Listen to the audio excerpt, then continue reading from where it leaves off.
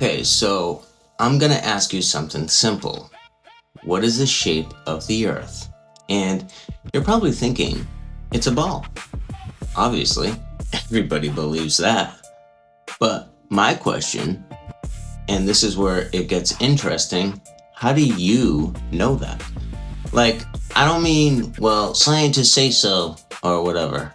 I mean, what evidence have you personally observed or measured? Like, with your own eyes, with your own instruments, that prove Earth is a ball. Just take a second. Actually think about it. What have you seen yourself?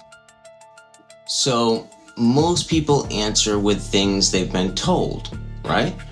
Like, they'll say, well, I saw pictures from space. Okay, but did you take those pictures? No. You saw images that someone else gave you. Could be real. Could be.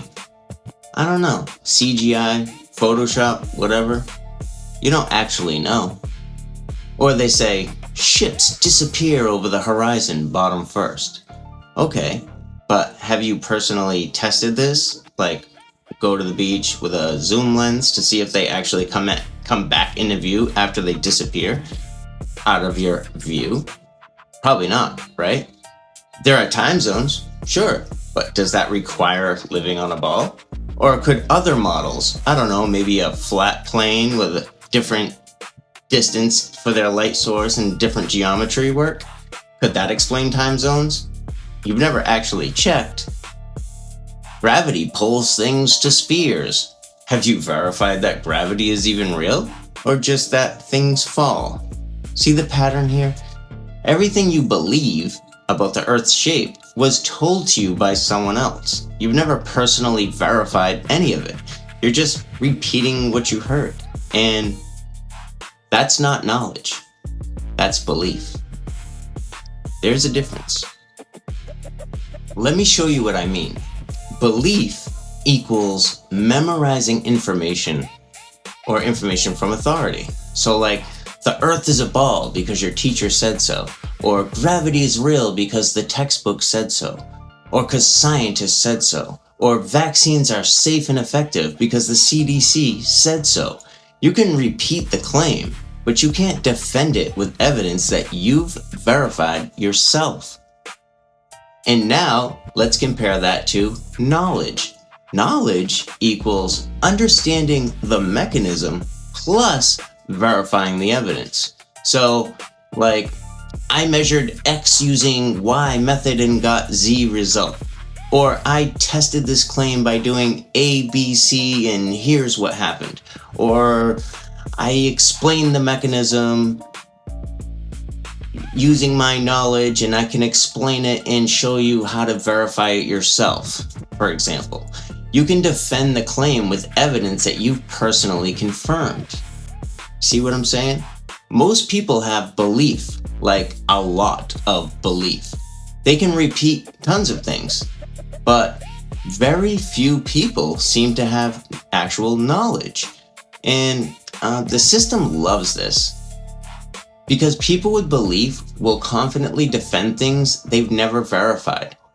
They become like unpaid defenders of whatever authority told them, which is, come to think of it, kind of brilliant if you think about it. From a control perspective, they have people defending them, unpaid, for free. Here's the test, okay? Can you defend your belief with evidence that you've verified? So like, globe Earth example. Person A says, Earth is obviously a ball. Person B asks, how do you know? Person A responds, because of gravity and pictures from space or something. Person B, okay, but have you personally verified that gravity causes spheres? Have you personally been to space to confirm those pictures are real? Person A, well, no, but scientists have. Person B, so you're trusting authority, not verifying evidence. Person A, And this is what I call the cardboard lion. Looks fierce from a distance, right? confident, educated, well-spoken, but up close, it's just cardboard.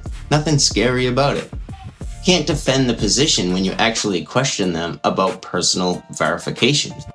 The lion roars, "I know Earth is a ball," but can't explain how they know beyond "someone told me and I believe them." That's just belief. That's not knowledge, and there's a huge difference. And this matters for everything. If you've never verified Earth's shape yourself, and I'm not saying you need to, I'm just saying if you haven't, then you're operating on trust in authority, not actual evidence. And that same trust, it extends to everything else authorities tell you. Medicine, science, history, current events, all belief, no knowledge. And the important thing is to understand that the system trains you this way on purpose. School equals belief factory. You memorize what the textbook says. You repeat it on a test.